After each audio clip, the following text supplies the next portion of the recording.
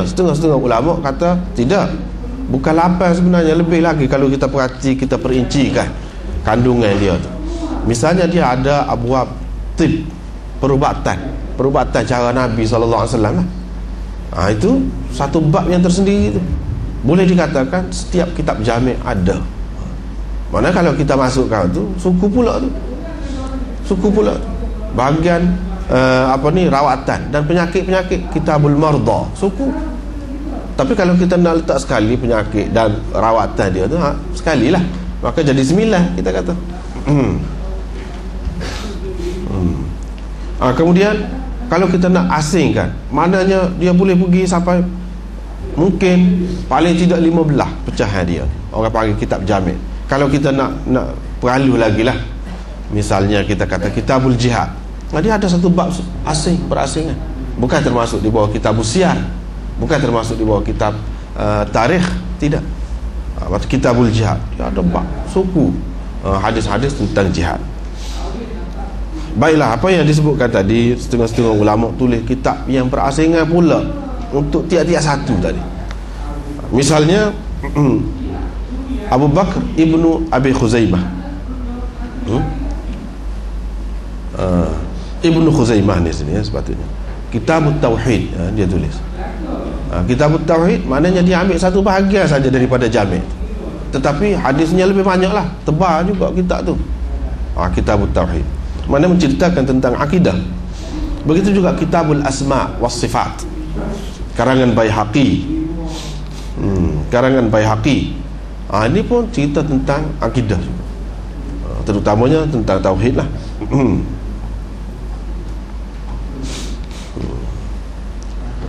Begitu juga kitab-kitab. Ini yang pertama. Yang kedua, dia sebut tentang hukum-hukum sahaja. Ada hadis yang sebut tentang hukum-hukum sahaja, daripada bab taharah sampai kepada wasaya, ataupun beza-bezalah cara susunan kitab tu. Ada juga dia bab fiqh saja, hadis-hadis hukum sahaja. Mana tak campur sikit abuk lain. Ni kemudiannya macam Umdatul Ahkam, Bulughul Maram, itu termasuk dalam termasuk dalam hadis-hadis hukum. Dia ambil satu bahagian daripada kitab jami'. Yang ketiga, dia tulis kitab riqaq, ataupun zuhud, ataupun yang kemudian lagi orang panggil ilmu suluk ataupun tasawuf. Ini ada pula kitab ni, suku. Misalnya Kitabuz Zuhud, tulisan Imam Ahmad. Dia kumpulkan hadis-hadis, tapi yang bezanya ulama-ulama hadis ni semua bab tadi dia berpandukan hadis. Itu beza. Kalau orang lain kemudian dia ada pendapat orang ni, hasil pengalaman dia. Ni tak, semua hadis semata-mata. Kalau zuhud pun zuhud berdasarkan hadis semata-mata. Itu bezanya. Dan Kitabuz Zuhud karangan Abdullah bin Al-Mubarak. Itu contoh. Jadi di samping saya sebut saat ni kitab ni karangan siapa, tujuannya kalau yang berkemampuan lah, kepada yang berkemampuan, dia boleh cari lah. Kalau minat boleh carilah kitab sana tu, ada lah. Kalau pergi ke luar negeri ataupun sini pun mungkin ada. Setengah-setengah kitab tu jarang, payah sekali nak berjumpa. Jadi tujuan sebut tu supaya boleh kita catat dan carilah. Bukan senang nak dapat. Seterusnya, yang keempat, kitab-kitab hadis yang mengumpulkan tentang adab sahaja. Dia ambil satu bahagian daripada jami' tu, adab sahaja. Misalnya Imam Bukhari sendiri ada menulis kitab Al-Adabul Mufrad. Itu dia ambil satu bahagian. Al-Adabul Mufrad itu tentu sekali lah lebih lagi daripada apa yang ada dalam Sahih Bukhari. Dalam Sahih Bukhari pun ada adab tu, tapi tidaklah panjang. Lepas tu syarat dia tu tinggi. Jadi nak menepati syarat dia tu tak banyaklah hadisnya. Tetapi dalam Al-Adabul Mufrad dia lebih terbuka, lebih bebas untuk memilih hadis-hadis yang juga sahih, tetapi tidak sama taraf sahihnya tu dengan apa yang tersebut dalam Sahih Bukhari. Itu dia panggil Al-Adabul Mufrad. Dia sendiri tulis. Ada orang lain pun ada lagi. Yang kelima, hadis-hadis tentang tafsir. Hadis-hadis tentang tafsir yang kemudiannya dikenali sebagai tafsir pula. Tapi tafsir orang panggil dikenali tafsir bil ma'thur. Tafsir berdasarkan apa yang ma'thur, apa yang sampai kepada kita daripada Nabi sallallahu alaihi wasallam. Yang ini berdasarkan riwayat. Misalnya tafsir Ibnu Mardwaih, tafsir Dailami, Durrul Mansur, dan lain-lain lagi, banyak lagi. Dan yang keenam, hadis-hadis tentang tarikh dan siyar. Hal ni dibuat suku pula. Dibuat suku pula.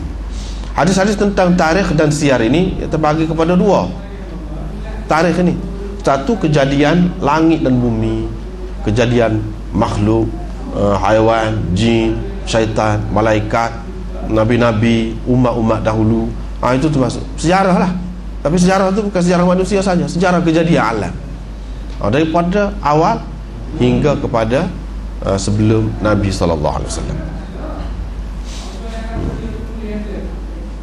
Ini satu bab pula. Dia panggil dalam kitab hadis ini, kalau kita nak asingkan ini boleh juga sebenarnya, dia asing boleh juga. Dia panggil Bad'il Khalq. Kitab Bad'il Khalq, yakni permulaan ataupun kejadian alam. Dalam Sahih Bukhari ini pun ada. Itu satu bahagian. Satu lagi sirah Nabi sallallahu alaihi wasallam dan sirah sahabat-sahabat dia. Dia buat suku pula, kitab suku pula. Macam sirah Musa bin Uqbah, sirah Ibnu Ishaq, sirah Ibnu Hisham, sirah banyak lagi lah. Al-Halabi, itu tentang sirah sahaja.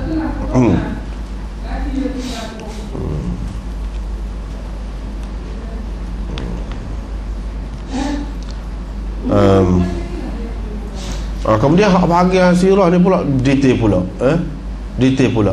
Dia panggil, ada lagi kitab-kitab orang panggil khasais. Mungkin akan kita jumpa akan datang. Ini pun termasuk pecahan sirah juga, khasais. Khasais Nabi, khasais Nabi ataupun mukjizat dia. Sebut patah mukjizat saja. Ini termasuk dalam bahagian. Tapi boleh kita asingkan itu. Seterusnya,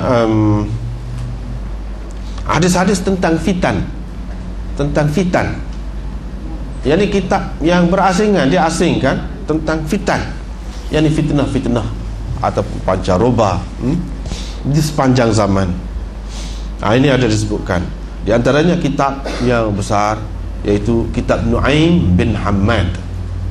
Kitab Nu'aim bin Hammad, Kitabul Fitan lah. Tapi dalam ni banyaklah, hak betul pun ada, hak tak betul pun ada,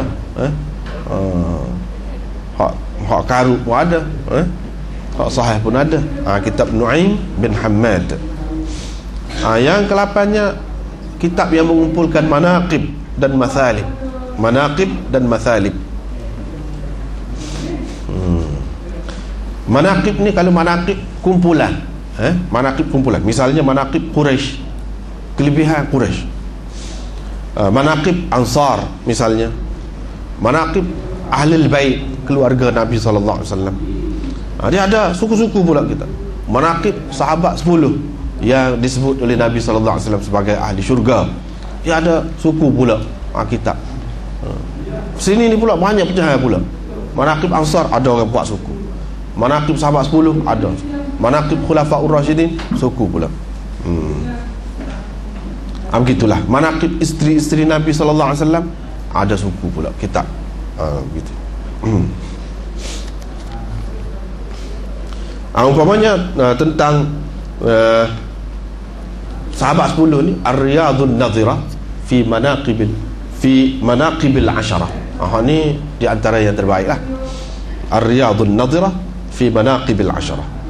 Dan kalau tentang Ahlul Bait, Zakhairul Uqbah fi Manaqibi Dhawil Qurbah. Itu kitabnya. Karangan Muhibbit Tabari.